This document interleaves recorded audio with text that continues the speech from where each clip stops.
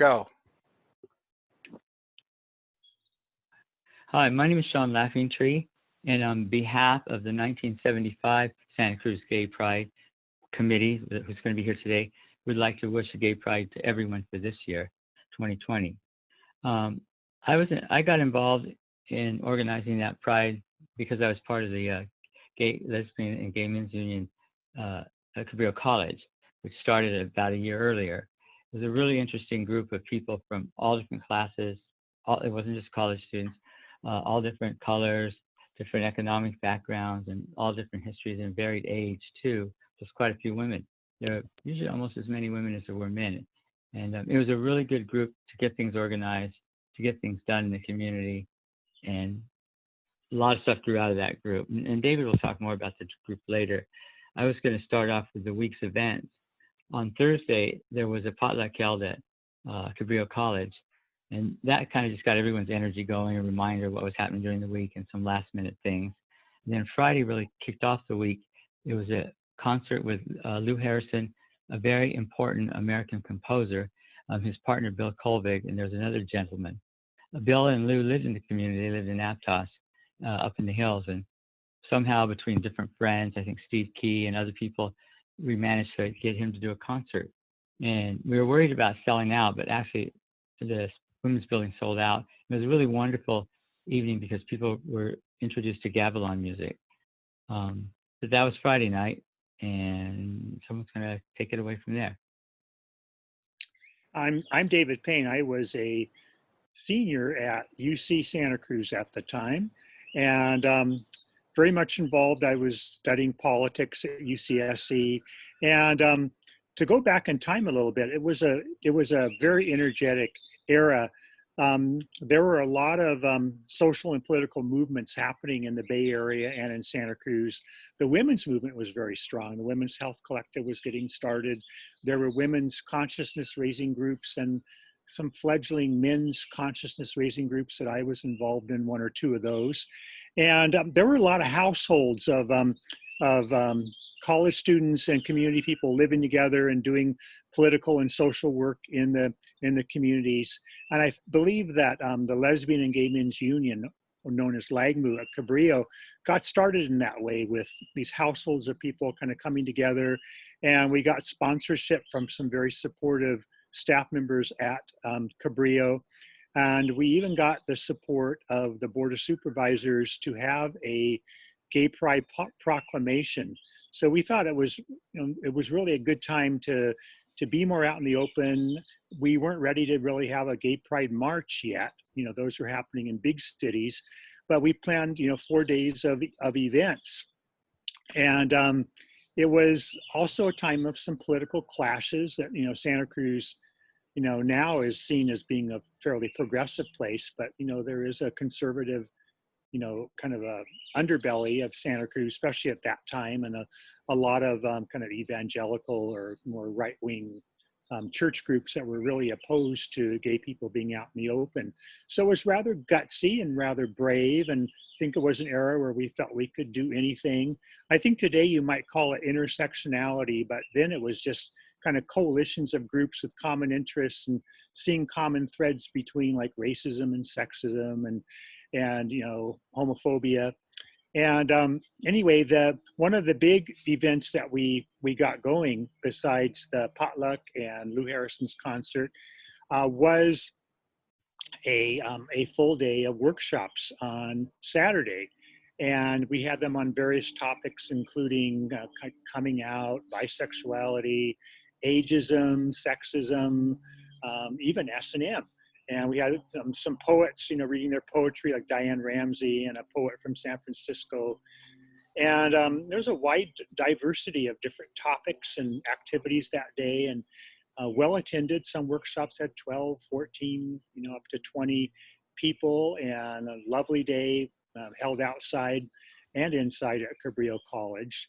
And that, led into the evening, and we had a really fun dance. And I believe someone else was going to talk about the dance.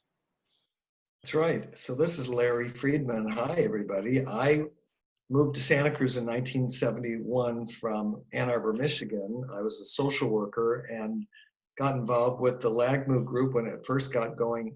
And I was, at that point, I was 27, and I was one of the people that put together the first Gay Pride in 1975. I was the editor of the newsletter, which we were sending out by snail mail and also leaving stacks of in different key places.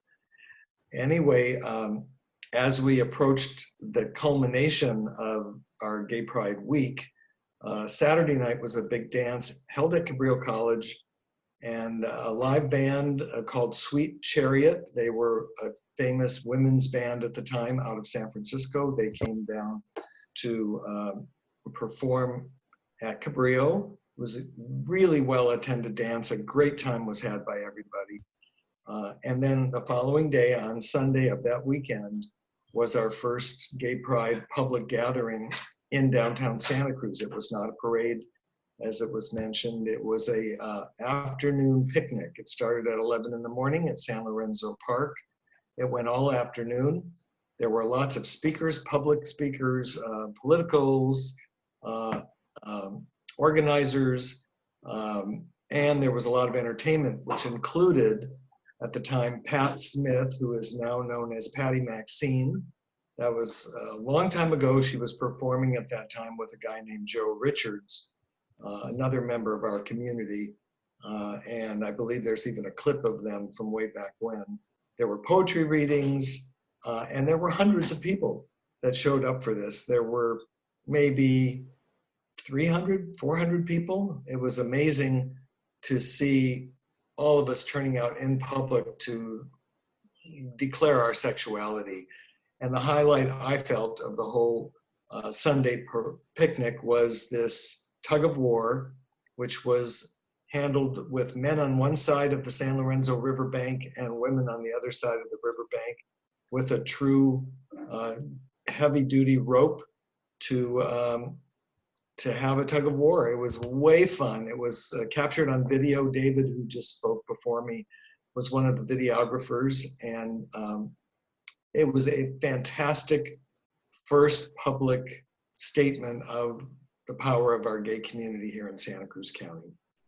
Maybe I could say a little bit more about the videotaping that myself and David Kirk and Judith Isaacson were a 3-person video crew, and we were using state-of-the-art video equipment for that time, which actually would be seen as very prehistoric now. But Dave Kirk worked at UCSC, and we were able to borrow some equipment from up there, which was like 3/4-inch reel-to-reel with a huge backpack you had to wear, and it was all only black and white, but it was quite exciting.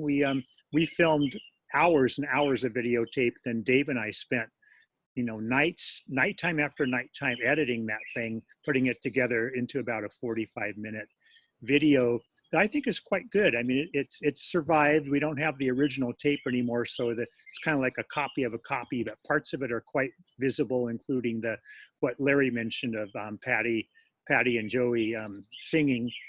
And also the tug of war scene and the crowds at San Lorenzo, and even we have some clips of the Lou Harrison concert. So it was really great that we got that recorded, because people didn't really take that many photos in those days like they do now. So at least we have something on record. And I think for me, one of the highlights really was the music in the park, and also the people kind of wandering through. I think it gave us gays and lesbians a public face. And I remember one older, heterosexual couple, older, probably younger than what I am now, but they kind of came by, and they were very supportive, and I ended up interviewing them.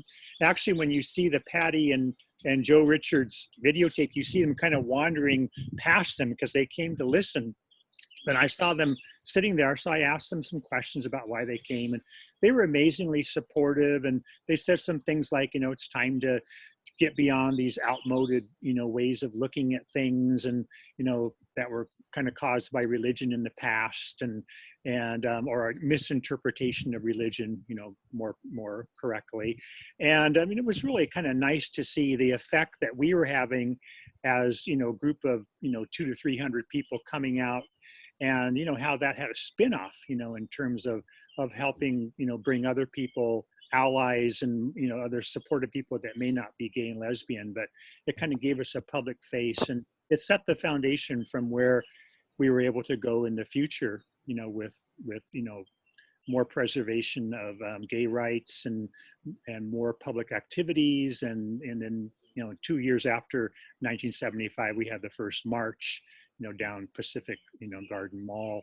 So it just came together so magically and with so much energy. And it really couldn't have been any better, I don't think, looking back at it after all these years. What I like about what you guys did with the video and seeing the whole week is that it really does capture kind of our innocence, but our exuberance, our Right. feeling that we can like just do anything, because for me it was like I never really thought or planned all these things. Like, oh well, this isn't happening. Oh well, let's do it. So we just did it, organized it, and it captures that kind of innocence and excitement and the diversity of people, the diversity of events really well, I think. And then in the park, everyone's comfortable. You can see that people have had a good week, and I feel they're just wandering in the park there. They're really enjoying the day and the company and the people. It was very good. I think it captured that really well.